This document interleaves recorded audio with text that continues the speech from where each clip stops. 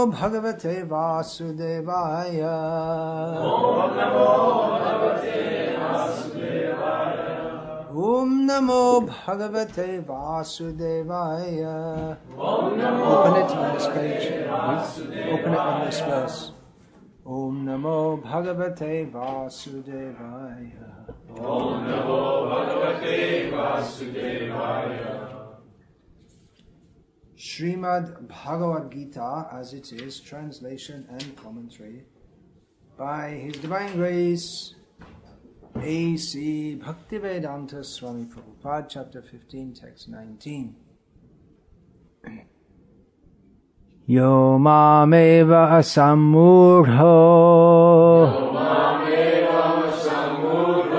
janati purushottamam Sasarva vidbhajati mam Sarva bhavena bharata Yo mamevam samurho janati purushottamam Sasarva vidbhajati mam Sarva bhavena bharata. Translation: Whoever knows me as the Supreme Personality of Godhead without doubting is the knower of everything. He therefore engages himself in full devotional service to me, O son of Bharata. Purport: There are many philosophical speculations about the constitutional position of the living entities and the Supreme Absolute Truth. Now in this verse, the Supreme Personality of Godhead clearly explains that anyone who knows Lord Krishna to be the Supreme Person is actually the knower of everything. The imperfect knower goes on simply speculating about the Absolute Truth, but the perfect knower, without wasting his valuable time, engages directly in Krishna consciousness, the devotional service of the Supreme Lord. Throughout the whole of Bhagavad-gita, this fact is being stressed at every step. And still there are so many stubborn commentators on Bhagavad-gita who consider the Supreme Absolute Truth and the living entity to be one and the same. Vedic knowledge is called Shruti, learning by oral reception. One should actually receive the Vedic message from authorities like Krishna and his representatives. Here, Krishna distinguishes everything very nicely, and one should hear from this source. Simply to hear like the hogs is not sufficient. One must be able to understand from the authorities. It is not that one should simply speculate academically. One should submissively hear from Bhagavad-gita that these living entities are always subordinate to the Supreme Personality of Godhead. Anyone who is able to understand this, according to the Supreme Personality of Godhead, Sri Krishna, knows the purpose of the Vedas. No one else knows the purpose of the Vedas. The word bhajati is very significant. In many places the word bhajati is expressed in relationship with the service of the Supreme Lord. If a person is engaged in full Krishna consciousness in the devotional service of the Lord, it is to be understood that he has understood all the Vedic knowledge. In the Vaishnava Parampara, it is said that if one is engaged in the devotional service of Krishna, then there is no need for any other spiritual process for understanding the Supreme Absolute Truth. He has already come to the point because he is engaged in the devotional service of the Lord. He has ended all preliminary processes of understanding. But if anyone, after speculating for hundreds and thousands of lives, does not come to the point that Krishna is the Supreme Personality of Godhead, and that one has to surrender there, all his speculation for so many years and lives is a useless waste of time. And it says, surrender unto me, and that's the message. Actually, it's the name of another book, which if you click on that, it'll take you to a link. But anyway, you don't have to do that. All right, it is done. So you want to know everything? Students don't have to study anymore. Instead of going to the 4-year course, you can just say, yes, I accept Krishna as all in all, I don't doubt. And then then you can just write you can get a PhD in every subject, because you know everything. How about that? Well, the Mayavadis probably take this to mean that you can know everything, but, well, Krishna himself says that. But it is to be understood in context, which Srila Prabhupada gives in the first line of the purport. Srila Prabhupada writes, there are many philosophical speculations about the constitutional position of the living entities and the Supreme Absolute Truth. So it means to know everything about that. If one knows the constitutional position of the living entities and the Supreme Absolute Truth, he understands that the living entities are jiva, they are eternally infinitesimal parts and parcels of the Supreme Absolute Truth, who is infinite. So the Supreme Absolute Truth is infinite and his knowledge is infinite. And the living entities are jivas, and their knowledge is constitutionally, because the jiva is constitutionally infinitesimal, so constitutionally the knowledge of the living entities remains infinitesimal, but they can know everything in as much as they know the constitutional position of the living entities and the Supreme Absolute Truth. So in that sense they know everything that they need to know. Everything that we know in this material world is all on the basis of ignorance. Ignorance means lack of knowledge. There are words in Sanskrit, avidya, ajnana. But it's not only absence of knowledge that we conduct our lives in this world according to.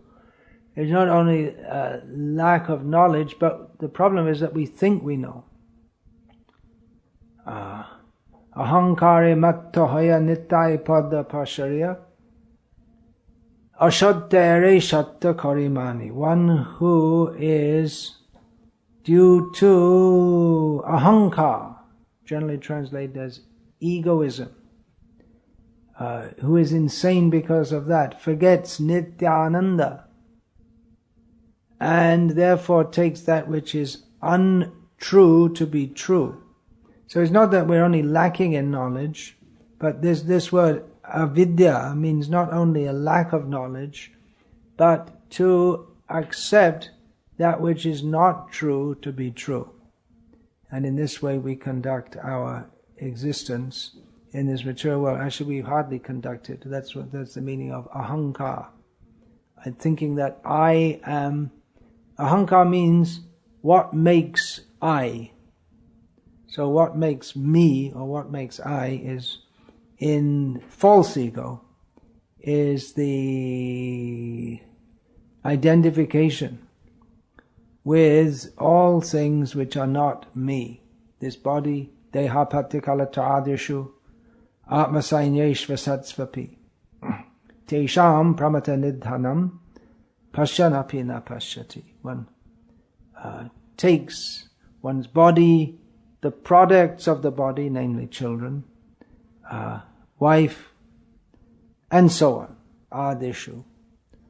We take them to be the intimately connected with us, our protectors, even though they are quite fallible.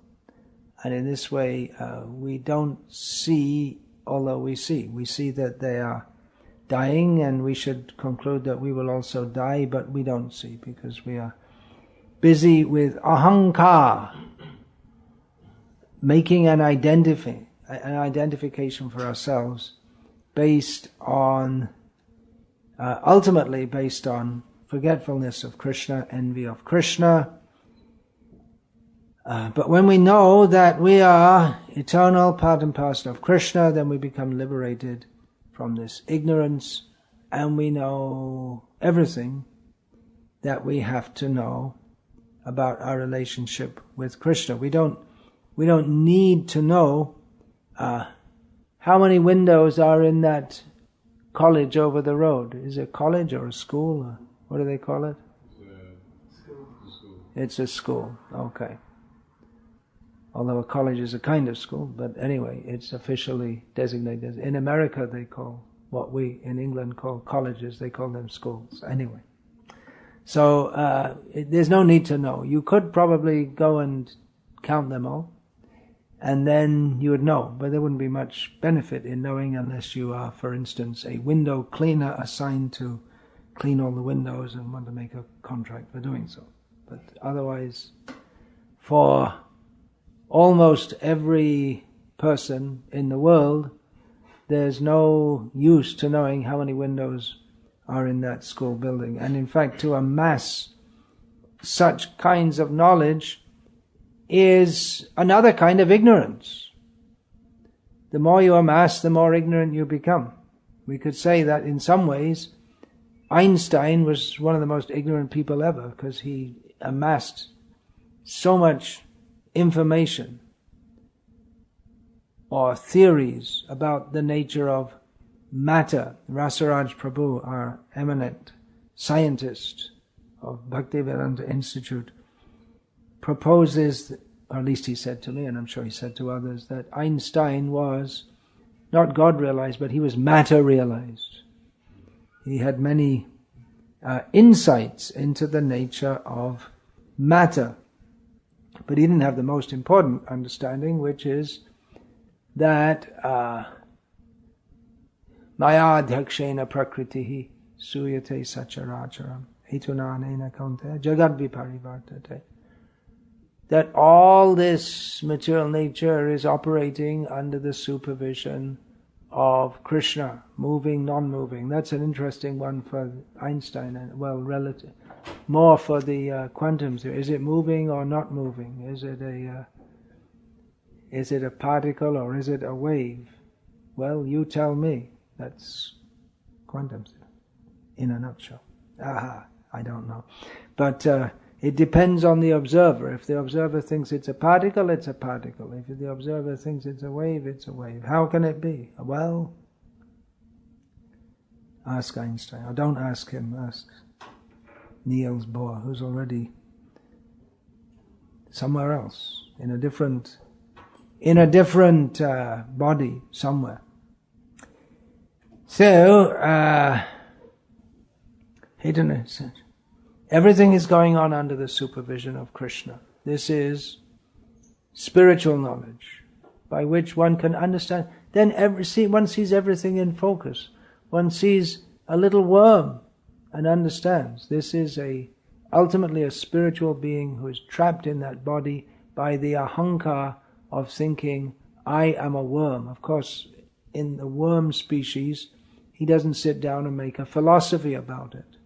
He doesn't think, I am a worm, as someone in the human life may think, I am a human. Someone may speculate on what it means to be human. There's we've often seen for the last few years on T-shirts and all kinds of things, there's a slogan, being human. What's all that about?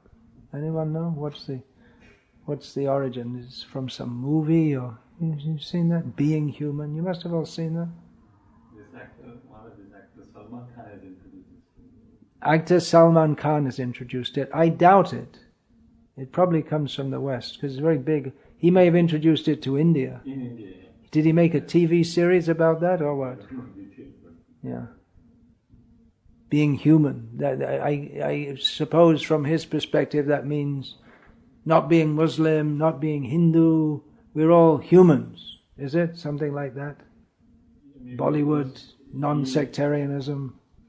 Sounds like it. Hmm? Sounds like it. Just being human, not Being sectarian. Being human, and I suppose, I don't know, I thought one of you might know. Okay, look it up on the internet. Yeah. Actually, he ran over, some people. Oh, Salman Khan, he ran over some people. Is he in prison? Yeah, so to avoid that one, he's trying to cover up it up with this. Is it? I see. So that, Was he put in prison eventually? No. Yeah. Hollywood actors don't go not to... getting so much in- Bollywood actors don't go to prison. They can do any damn thing they like. They're more than human. They're superhuman. They're the gods of modern India. So, being human, the idea, another aspect of that is the idea, well, we should all be nice to each other and this and that. But still, being nice to each other without knowing Krishna means we very nicely pass on to another body to suffer birth, death, old age and disease. And we might even come to a nice species of life. Such as?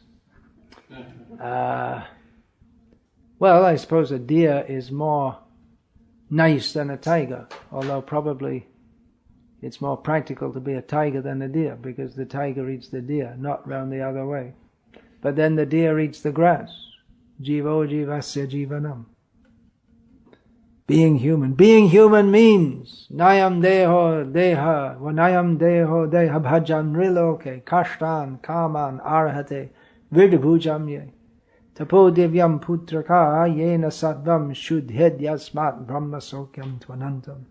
Having attained the human form of life, one should not indulge in sense gratification as do the stool eaters, namely the hogs and the dogs and the deer and the tigers and the humans who are not Krishna conscious and so on. But rather one should engage in divine austerities for the sake of attaining unlimited spiritual bliss. So that's the real meaning of being human. Otherwise one is a dvipadda pashu, two-legged animal. And one may think that one can learn and become very learned, and one may be, in some sense, a brilliant scholar, a genuine PhD. Dr. Frog, what's that song? Dr. Frog was a brilliant scholar, a genuine PhD. This is from the Change of Heart album by Mangalananda Prabhu, which was played to Prabhupada. He made this song about Dr. Frog. Prabhupada approved it. Dr. Frog was a brilliant scholar, a genuine PhD, but he didn't know that he's a servant of Krishna. So, this is what we need to know. We don't need to know so many things. When we know that we're a servant of Krishna, then we understand Sambandha Jnana, our relationship with the Supreme. The relationship is that we are servant. We are not a servant of Krishna, who is the Supreme Lord. Then we have to act on that knowledge, abhidaya. Have to act in Krishna consciousness, and as a result we attain prayojan. The result of Sambandha Gyan means to know that, to be conscious of Krishna and our relationship with Him. Abhidaya means to act in that relationship, and prayojan also means to act in that relationship. And why they're two words? Then abhidaya means to act in that relationship in a training stage, and prayojan means to come to the perfection of that stage. So one becomes the knower of everything. He doesn't know in exactly the way that, or it's very different to the way that Krishna knows, inasmuch as he sees everything past, present, future, from the inside, from the outside, from up, from down. But the jiva knows what he needs to know, which is why. Why is there everything? Who are we? What are we doing? Who is God? All these questions he knows from the authoritative scriptures. But still, some things may remain, even in this field, it may remain unknown. Chaitanya Mahaprabhu's teachings, the perspective that he gives on reality, by which we can understand reality, is called achintya bheda bheda tattva. Achintya means inconceivable. Bheda means difference and non-difference. Bheda is not so difficult in many cases to understand, just like we can say the wave is the ocean, but it's also not the ocean. It's the ocean in as much as if you touch a wave, you could say, I'm touching the Pacific Ocean. It's not untrue. But still, the wave is not the totality of the Pacific Ocean. We could say that the sun is in the room. That's said in English. The sun is in the room. Especially if a direct shaft of sunlight comes through a window, then we say the sun is in the room. But we understand that it's not the whole sun planet is in the room. Neither is it possible that the sun planet, as Prabhupada used to say, sun planet. No one else says that. The sun is in the room because neither would it fit in the room nor would it come close to the room before the room becomes completely vaporized, everything. So it's Bheda is not so difficult to understand, but Achinta. Some things will remain inconceivable. That's specifically applied to the pastimes of Krishna. How Krishna is the Supreme Lord, but he becomes under the control of the pure devotees. His pastimes, especially his Vrindavan pastimes, are inconceivable. One important point of understanding everything is to understand that we're never going to understand everything. Particularly, there's one point which, from about the early 1980s, some devotees have been very concerned with, and it goes on. The discussion goes on, and probably will go on. Did we fall from the spiritual world? Yes. No. Yes. No. And so many arguments go on, and probably will go on.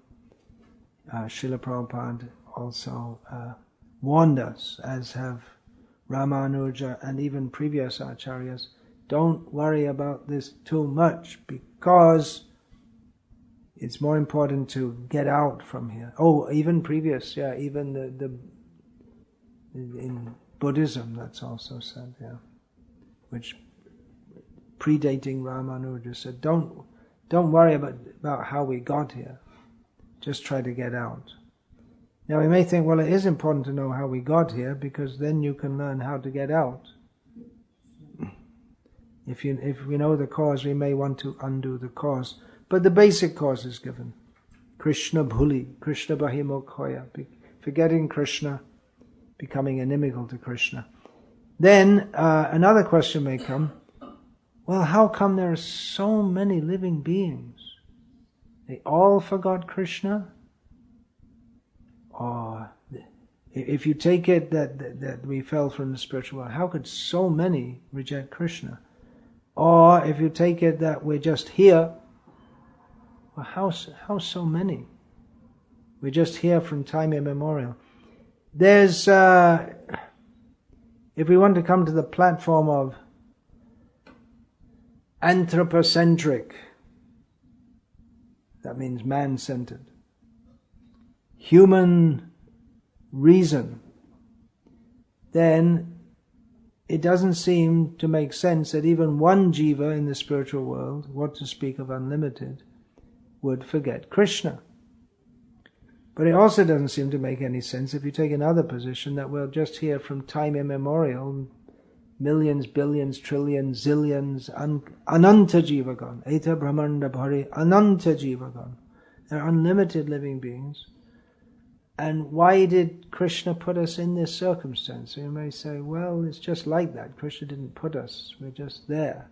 But everything is working under Krishna's supervision and by his will. Krishna says in the Bhagavad-gita, Purusha sukha dukkhanam bhuktridve hetu ruchyate. the happiness and distress that a living being experiences, the cause of that is himself.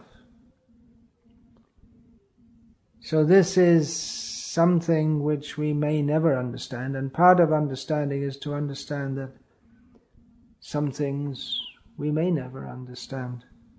How could so many beings turn their back on Krishna?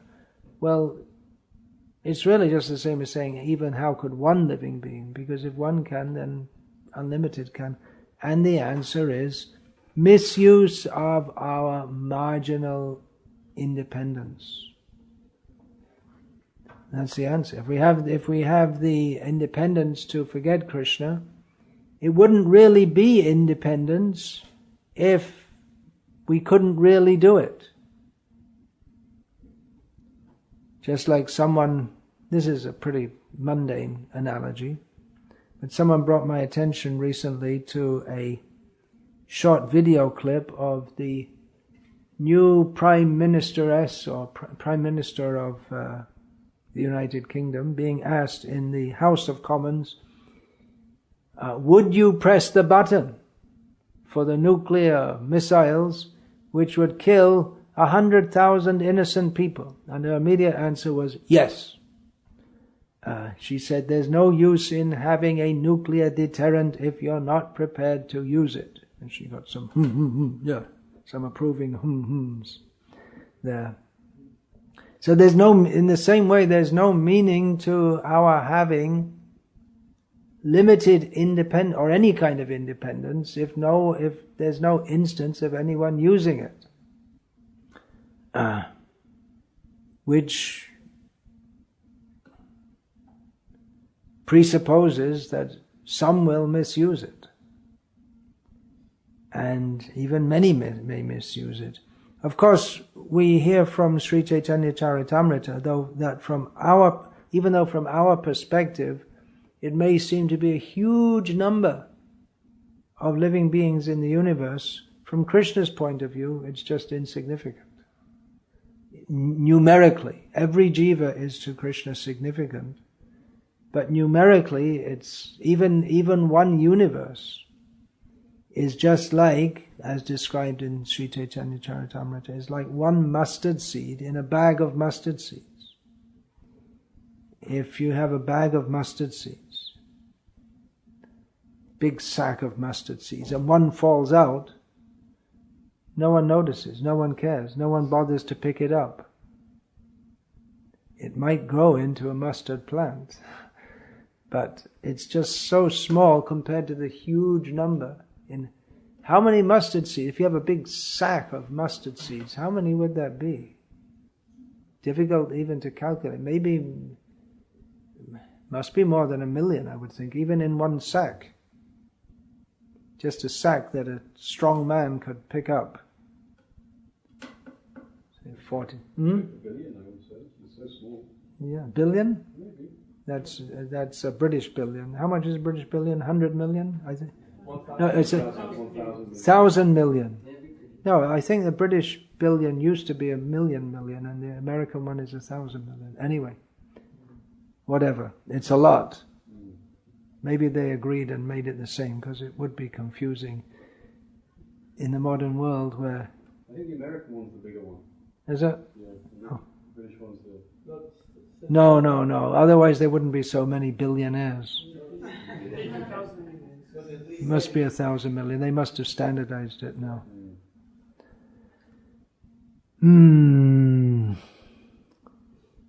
So to us it seems like a huge number. To Krishna, well, he goes and delivers whole universes. That description of the universe being like a mustard seed comes from Chaitanya Charitamrita, where Vasudev Datta, devotee of Lord Chaitanya Mahaprabhu, was feeling great compassion that there's so many jivas in the universe. Let me, he said to Chaitanya Mahaprabhu, let me take on all their sufferings eternally so they may all be liberated. And Chaitanya Mahaprabhu said, yeah, just by your desire they can all be liberated. You're a Vaishnava. So, and all the jivas in the universe at the time of Chaitanya Mahaprabhu were delivered. So what are we doing here? Where did all these plants and trees? Well, it got filled up again. There are plenty more jivas waiting to come. So one Vaishnava can deliver the whole universe. Brahmanda tarite shakti dhare jane jane. The devotees of Chaitanya Mahaprabhu, any one of them is powerful enough to deliver the whole universe. So we're talking about huge numbers of jivas. How is it possible? It's not possible for us to imagine how many jivas there are even in Manchester. If you take all the human population, maybe about, if you take Greater Manchester, must be 1.5 million, 3 million, so much, huh? But then there are so many, even in the human body, there are so many living beings. How to understand this? Well, how to understand not only the numbers, but how so many have either turned away from Krishna or are from time immemorial forgetful of Krishna with no particular opportunity to know Him. That's achintya, inconceivable. Some things we may not know. We go to the Guru for knowledge, but one of the things he may inform us is that, well, I don't know everything, and you don't know. You're not going to know everything. And you say, well, it says right here in Bhagavad-gita, then you know everything. Yeah, but just understand that in context. We're not going to become God. Even for Krishna, some things are inconceivable. And then you say, well, what's the meaning of Him being God? Well, His own beauty is inconceivable, and more so the beauty of Radha. His own greatness is so great that even He can't fully comprehend it. He becomes Ananta to glorify Himself, but He can't come to the end of it. So, this is inconceivable. How God Himself cannot fully comprehend His own glories. We ourselves, we can't comprehend our own foolishness. How could we be so foolish as to forget Krishna? Even when we're informed, we remain attached to, even when we're informed about our relationship with Krishna, we remain attached to putra dara grihadeshu. As Krishna says in the Bhagavad-gita, one item of knowledge is to be non-attached to sons, wife, home, and the rest. But we remain attached. So some things there, just inconceivable. Achintya khalu ye bhava natang tarakena yojayad prakritebhya parang yachta tad achintyasya lakshanam. Mahabharata states that some things by nature are inconceivable and there's no use to discuss them and try to understand them because they're always going to remain inconceivable. That's their nature. That's the way it is. There are things greater than our minds and our intelligence. If we think that our mind and our intelligence is superior to everything, then we think we can understand everything. But if we understand there are some things which are superior to our mind and intelligence, avang manasagochara, beyond description, beyond comprehension, and we just accept some things are going to be like that. It's just the way it is. Bhagavad-gita is Brahma Vidya. Iti Srimad Bhagavad-gita Supanishatsu Brahma Vidyayam. It's Brahma Vidya, spiritual knowledge.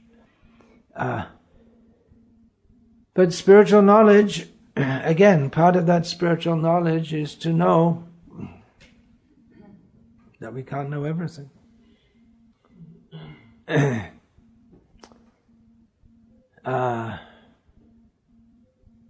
So the Guru is one who gives knowledge by which we come out of ignorance. Ajnanatimirandhasya jnananjana shalakaya chakshurin militam yena tasmai Shri Gurave namaha. The Guru is one who brings us out of the ignorance of considering ourselves to be an enjoyer of this material world, or more specifically, the ignorance not recognizing that we are eternal servants of Krishna. As eternal servants of Krishna, we're simply meant to serve Krishna. It's not that the jiva's nature is Satchit Ananda, which Srila Prabhupada often translated as eternal, full of knowledge and full of bliss. But full of knowledge, again, doesn't mean that we know everything, or even that we can understand everything.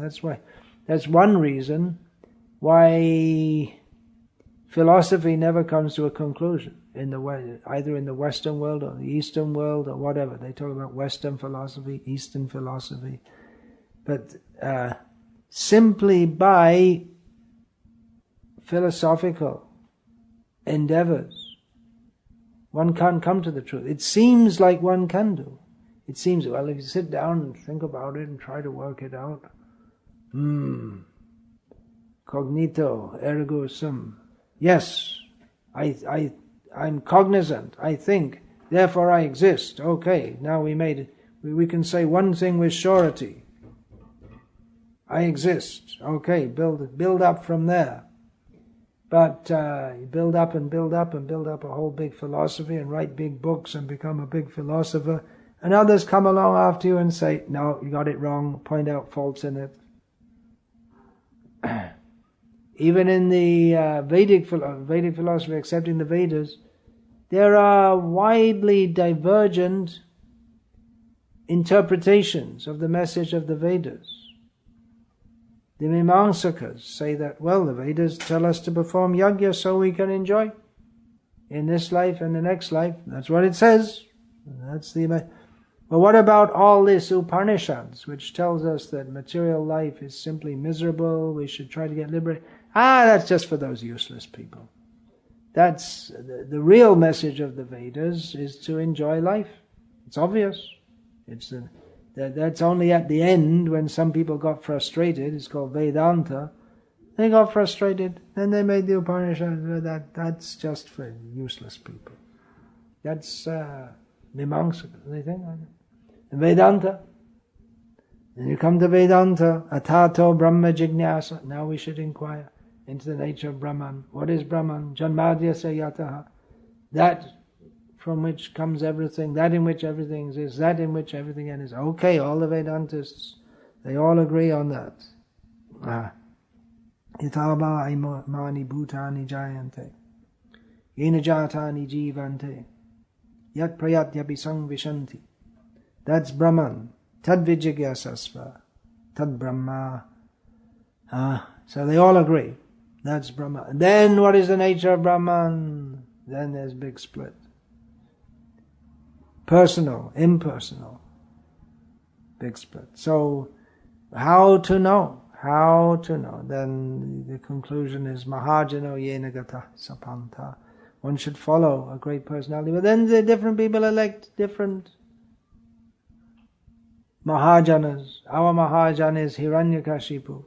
We think he's the greatest who ever lived. Ravana, Einstein. We should follow what they say. Or someone will say Jaimini. Someone will say Patanjali. There are different opinions. Who is a Mahajana? Ultimately we accept Krishna. But by our own intelligence, we can't understand. Therefore, Brahmanda Brahmite Kono Bhagyavan Jeev Guru Krishna Prasade Pai Bhakti Lata Bij. Ultimately, it's good luck that we get the mercy of Guru and Krishna, and from them the seed of the creeper of pure devotional service. Good luck, what is it? Is God playing dice with the universe? No.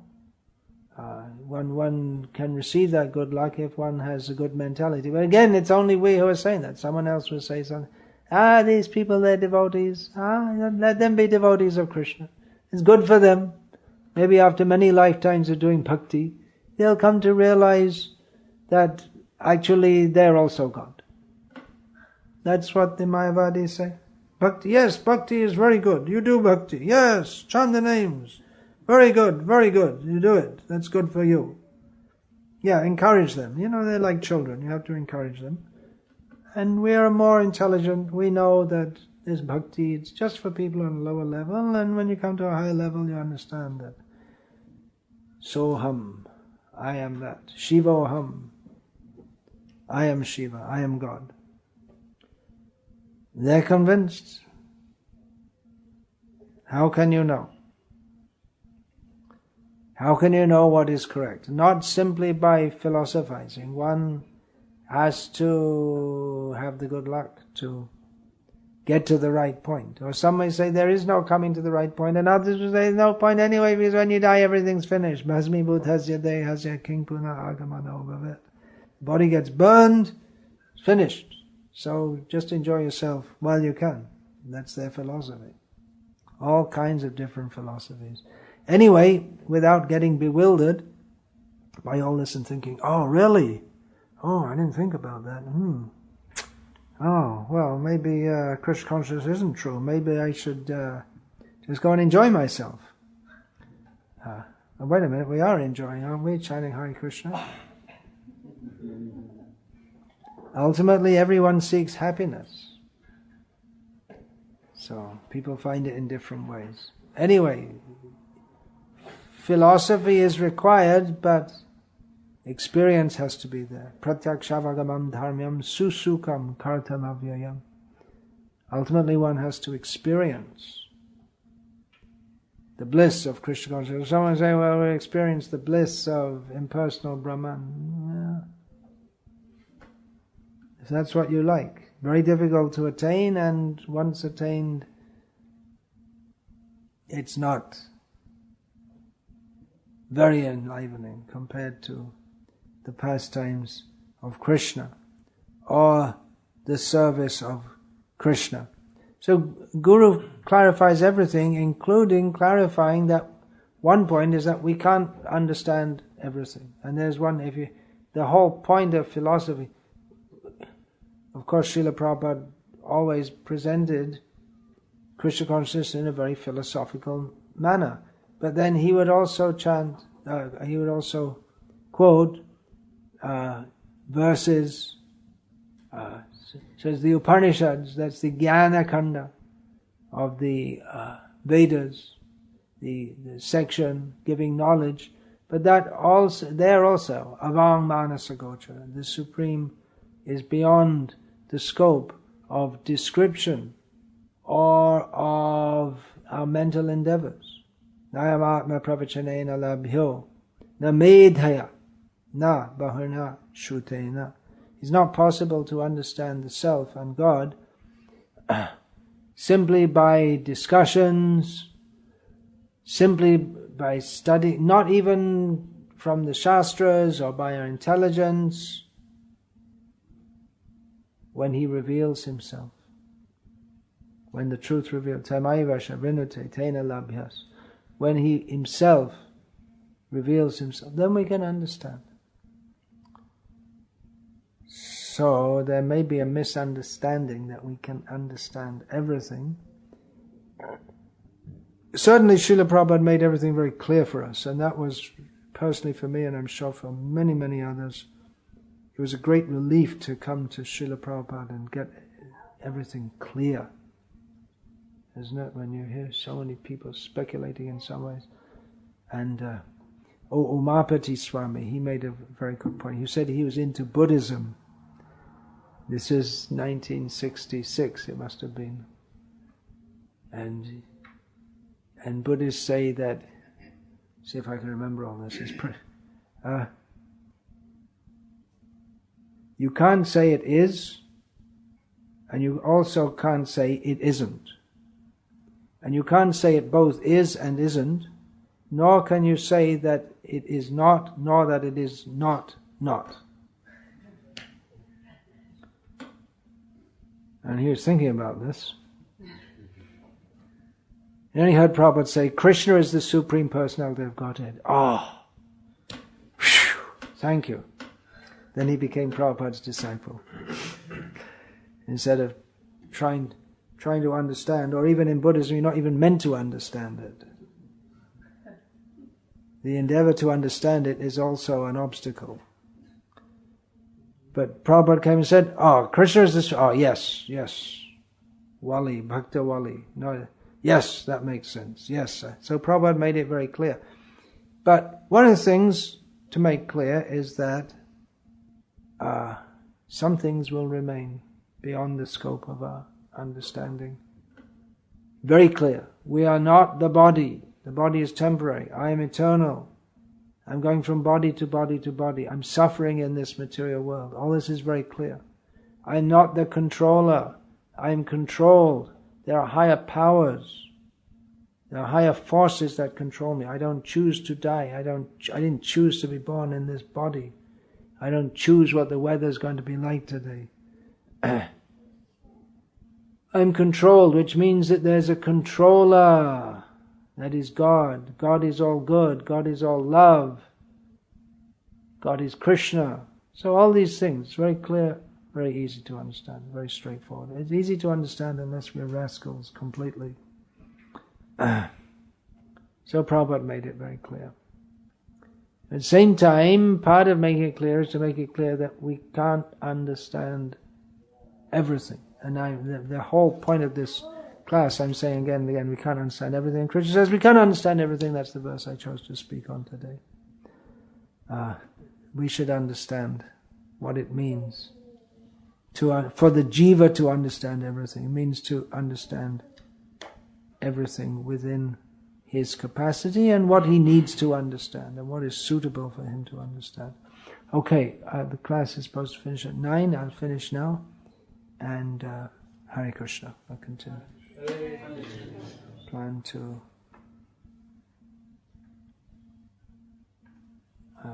speak a bit more about that a little later. Hare Krishna. Hare Krishna. Hare Krishna, thank you all for coming.